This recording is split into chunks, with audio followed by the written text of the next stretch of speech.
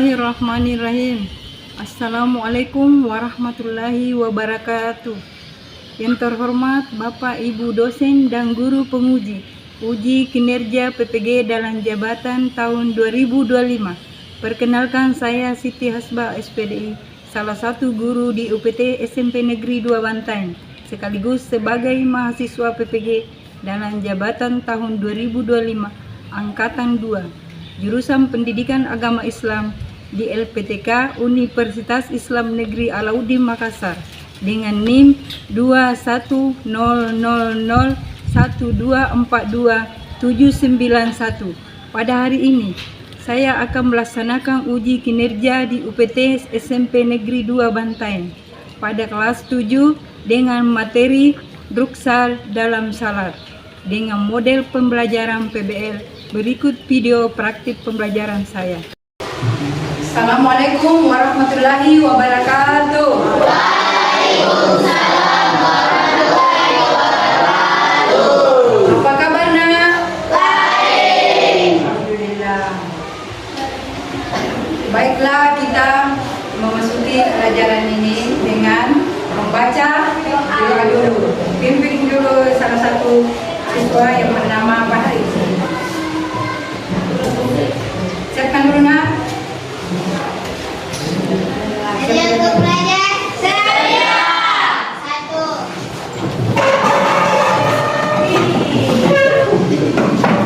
Dua, besar. Assalamualaikum warahmatullahi wabarakatuh. Waalaikumsalam warahmatullahi wabarakatuh. Tiga. Baca Al-Fatihah dulu. Bismillahirrahmanirrahim. Alhamdulillahirabbil alamin.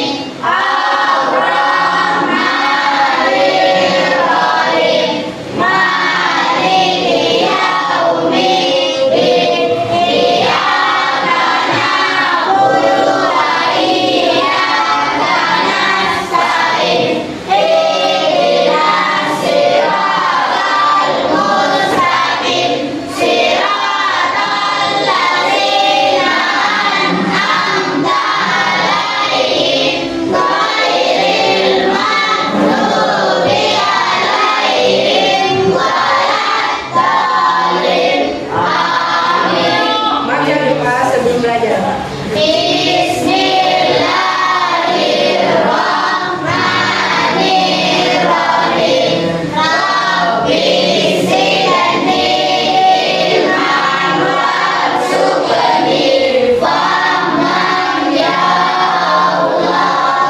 Tambahkan wa ilmuhu dan berilah aku pemahaman yang luas. Amin. Terimalah ya Allah doaku. Sebelum memulai pelajaran, kita mengabsen dulu.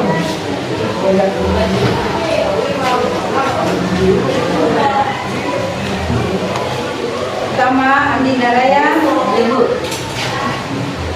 Andi Sofyan, Ibu. Umar Arif, Ibu. Andi Saputra, Ibu. Fahri, Samir, Ayang Gapri. Sebelum masuk di materi, kita menyanyikan dulu lagu Indonesia Raya. Berdiri di semua.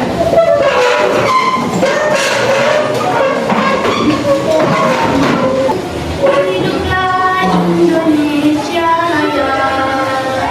Indonesia tanah airku, tanah tumpah darahku. Di sanalah aku berdiri dari pandu ibuku.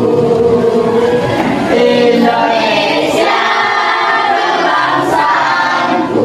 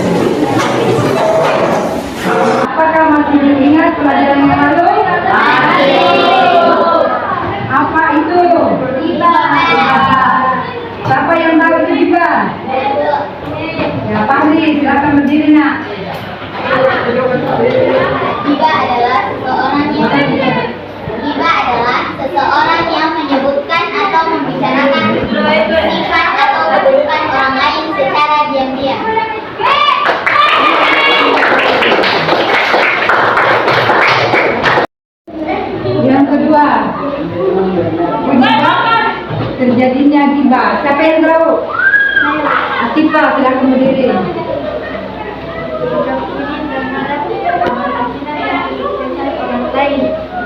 Sebesar suaranya nak. Sikap egois, cenderung merendahkan orang lain.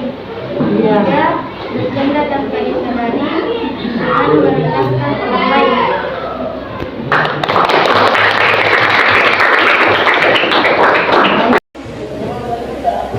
Baiklah, kita masuk ke materi ruksa dalam salat.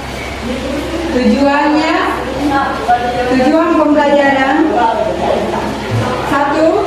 Peserta didik mampu menjelaskan bentuk-bentuk ruksa dalam salat sesuai kondisi seperti sakit, perjalanan, dan keadaan darurat. Yang kedua, peserta didik mampu menunjukkan sikap tanggung jawab dan menjalankan salat dengan mengambil kemudahan yang sesuai dengan syariat. Pengertian ruksa dalam salat. Ruksa adalah keringanan yang diberikan oleh Allah kepada umat Islam dalam pelaksanaan salat agar tetap bisa beribadah meski sedang keadaan sulit seperti sakit, bepergian jauh, safar atau keadaan darurat. Tujuannya agar salat tetap bisa dilakukan sesuai dengan kemampuan.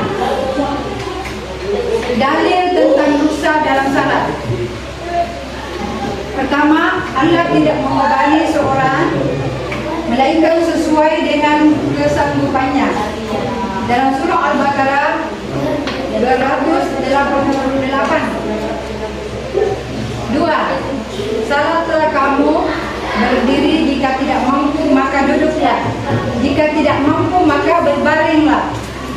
Hadis riwayat Bukhari. Dan apabila kamu bepergian di muka bumi, maka tidaklah berdosa atas kamu mengkasar salat dalam surat An-Nisa 101. Lanjut. Dan jika kamu sakit atau sedang dalam perjalanan atau kembali dari tempat buang air atau menyentuh perempuan lalu kamu tidak mendapat air, maka bertayamumlah dengan tanah yang baik, bersih, usaplah wajahmu dan tanganmu dengan tanah itu. Surah Al-Maidah ayat 6. Lanjut, salat jamaah. Salat jamaah adalah menggabungkan dua salat fardu dalam satu waktu, yaitu salat zuhur dengan salat asar dan salat maghrib dengan salat isya. Salat jamaah dibedakan menjadi dua. Salat jamaah takdim adalah menggabungkan dua salat fardu dengan cara melaksanakan di awal waktu. Contoh, salat zuhur dan salat apa? Asar dikerjakan di waktu zuhur. Salat maghrib dan salat isya dikerjakan pada waktu maghrib. 2.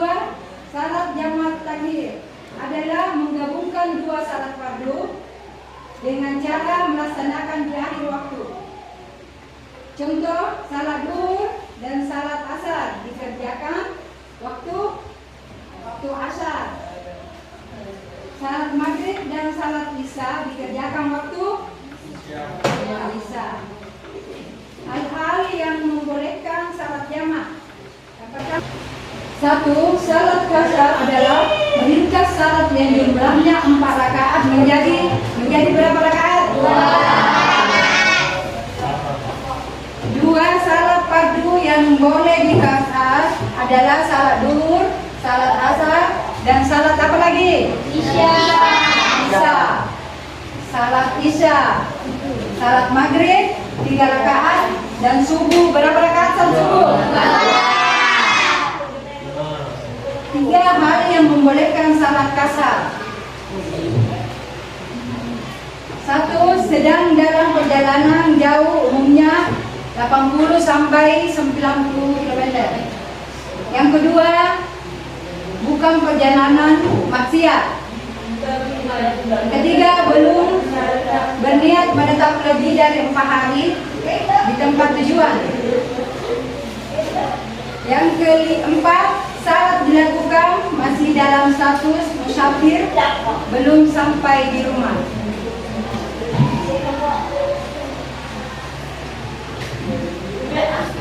Bagian C, syarat jamak kasar. Syarat jamak kasar adalah syarat yang dilakukan dengan cara menggabungkan dua syarat fardu dalam satu waktu sekaligus. Meringkasnya, syarat jamak kasar dilakukan saat seorang sedang perjalanan. Perjalanan apa itu kalau mukasar? Perjalanan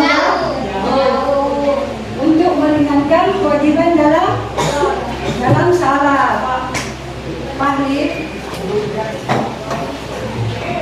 Contoh, salat duhur, berapa rakaat salat duhur? 4. Kita jadikan 2 rakaat. Digabungkan dengan salat asar 2 rakaat.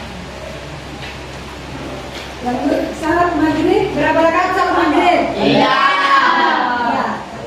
Digabungkan dengan salat isya menjadi berapa rakaat? 2. Salat maghrib tetap berapa? Tetap 3. Salat isya 2 rakaat. Salat jamak kasar dibedakan menjadi 2. 1. Salat jamak kasar takdim. 2. Salat dilakukan di waktu salat pertama. Apa itu salat yang pertama? Seperti salat duhur digabung dengan salat kasar. Nomor 2, salat jamak kasar takhir. 2 salat dilakukan di waktu salat kedua. Seperti kalau salat duhur ini jamak takdim seperti itu digabungkan dengan salat asar. Yang pertama dengan salat asar menjadi 2 rakaat. Bagian D, salat dalam keadaan tertentu. Yang pertama, dalam keadaan tertentu, dalam keadaan sakit. Ketika sakit, Allah Subhanahu wa Ta'ala memberikan rukhsah atau keringanan. Di antaranya, bila tidak mampu berdiri, boleh dilakukan dengan duduk. Jika tidak mampu dengan duduk, boleh dilakukan dengan berbaring atau berlentang. 2. Salat dalam kendaraan. Salat ini dilakukan sesuai dengan keadaan. Bila tidak mampu menghadap kiblat, maka boleh dilakukan. Lanjut, salat jamak kasar dibedakan menjadi 2. Pertama, salat jamak kasar takdim. 2 salat dilakukan di waktu salat pertama. Yang kedua,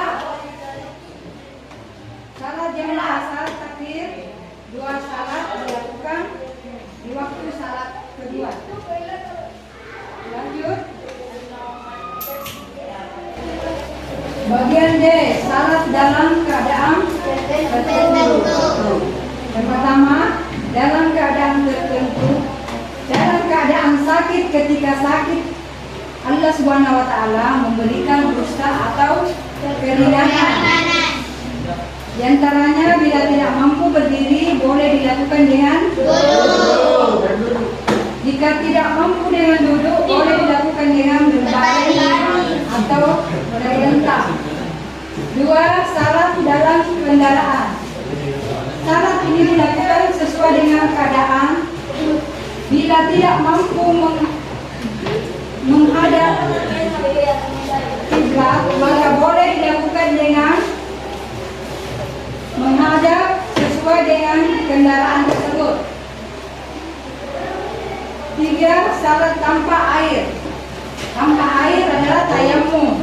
Jika tidak ada air atau tidak bisa menggunakan air karena sakit, boleh bertayamum sebagai pengganti apa nak? Wudu. Pengganti wudu tak?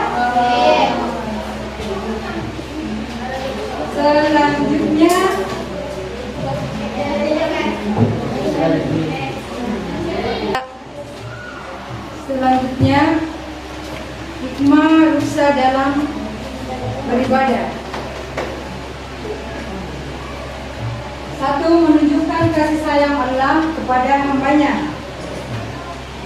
Ruksa adalah bentuk rahmat Allah agar ibadah tetap bisa dilakukan walaupun dalam keadaan sulit seperti sakit, bepergian, atau darurat. 2. Memudahkan umat Islam dalam beribadah. Islam tidak memberatkan. Ruksa membuat salat tetap bisa dikerjakan meski tidak dalam kondisi sempurna. 3. Membiasakan taat dalam semua keadaan. Ruksa membantu kita tetap berhubung dengan Allah meski dalam kondisi sakit, lemah, dan atau perjalanan. 4. Melatih rasa syukur dan kesadaran beribadah. Kita jadi sadar bahwa ibadah adalah kebutuhan rohani, bukan beban, dan bahwa Allah memberi solusi dalam setiap kesulitan. 5. Meningkatkan semangat menjaga kewajiban agama. Dengan adanya ruksa, tidak ada alasan meninggalkan salat. Ini mendorong kita lebih disiplin dan bertanggung jawab. Selanjutnya,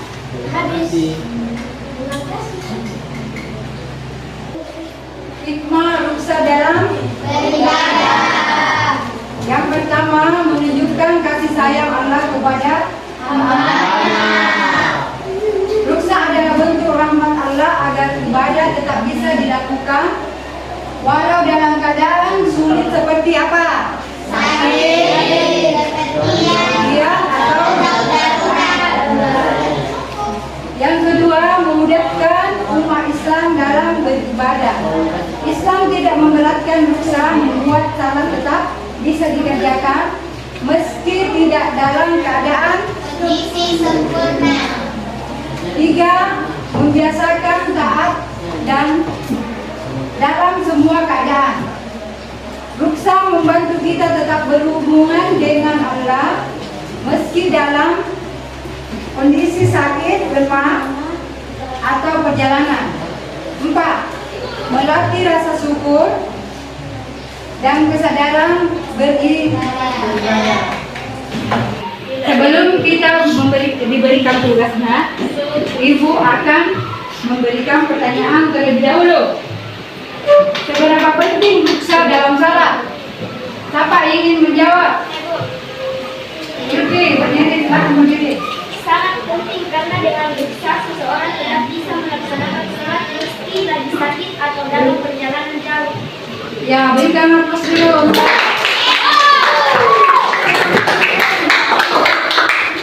Mengapa seseorang butuh ruksa? Siapa? Ya, Ripana, silakan berdiri. Karena manusia itu tidak selalu sehat atau ditempatkan yang memungkinkan. Jadi ibadah tetap bisa dilaksanakan. Berikan aplaus dulu untuk. Yang ketiga, bagaimana ketika tidak ada ruksa? Apa yang tahu? Rehan. Banyak yang kesulitan mengerjakan sholat karena tidak semua orang kuat sholat dalam semua kondisi. Berikan aplaus. Baiklah, Ibu akan membagikan kelompok dulu. Baik, kelompok dulu. 1, 2, 3. Kelompok 1, kelompok 2, kelompok 3. Tapi mulai dilihat dengan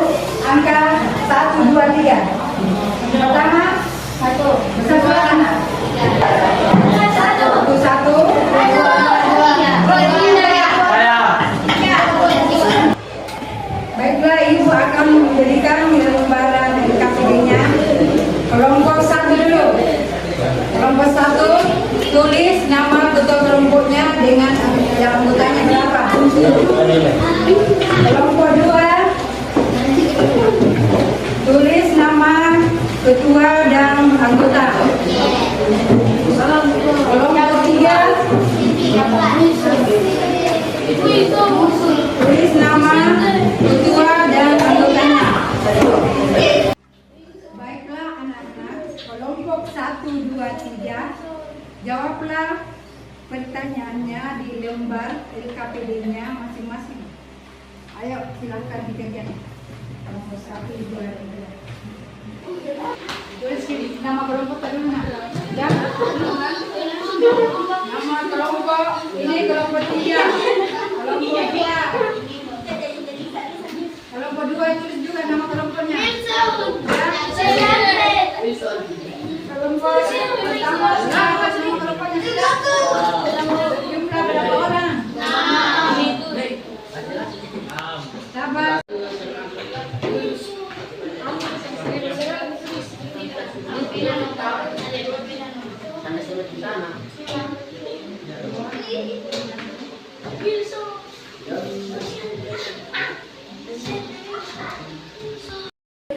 Apakah sudah selesai, Nak? Kelompok 1 sudah? Kelompok 2? Kelompok 3 juga? Baiklah, kita akan mempresentasikan kelompok 1. Mulai dari kelompok 1 dulu. Kelompok 1 dulu. Assalamualaikum warahmatullahi wabarakatuh.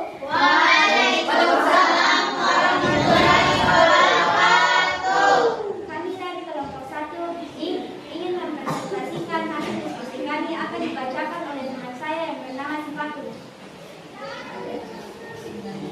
Cerita. Lama sedang dirawat di rumah sakit karena demam berdarah. Ia merasa lemas dan sulit berdiri, tapi ia ingin tetap salat. Dengan dokter dan keluarganya menyarankan agar ia salat dengan duduk sesuai kemampuannya. Beberapa minggu kemudian, Rama dan keluarganya pergi ke luar kota menghadiri pernikahan sepupunya. Perjalanan dari rumah ke lokasi memakan waktu lebih dari 3 jam. Dalam perjalanan, waktu salat zuhur dan asar hampir bersamaan. Maka, ayah Rama memutuskan menjalankan. Assalamualaikum warahmatullahi wabarakatuh.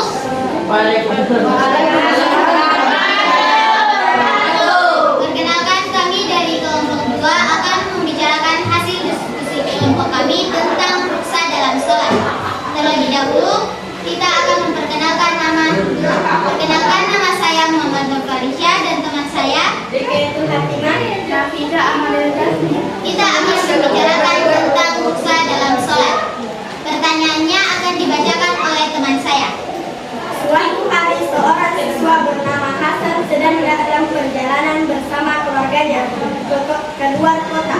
Mereka naik mobil dan menempuh jarak lebih dari 90 km. Dalam perjalanan itu, waktu zuhur tiba, namun mereka masih berada di jalan. Hasan dan ayahnya pun berhenti di rel area untuk menemukan menunaikan salat. Beberapa hari setelah itu, Hasan terserang flu berat dan demam tinggi. Ia tidak kuat berdiri, bahkan kulit untuk berwudu seperti biasa. Meskipun begitu, ia tetap ingin melaksanakan salat semampunya dari tempat tidur. Lalu saat banjir melanda wilayah rumah Hasan, listrik padam dan masjid apa jenis ruksa yang diambil Hasan pada setiap situasi tersebut? Jelaskan satu persatu. Dua. Apa dalil yang mendukung kemudahan dalam masing-masing situasi? 3. Mengapa Islam memberikan kemudahan dalam menjalankan ibadah salat? 4. Bagaimana kamu akan bertindak jika berada dalam situasi serupa seperti Hasan? 5. Kemudahan. Assalamualaikum warahmatullahi wabarakatuh.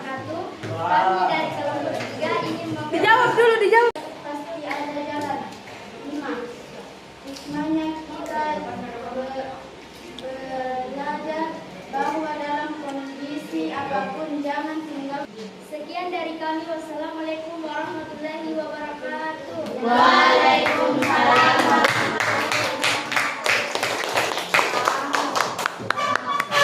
Materi pembelajaran tadi adalah rukhsah dalam salat dalam bentuk kasih sayang Allah kepada umatnya.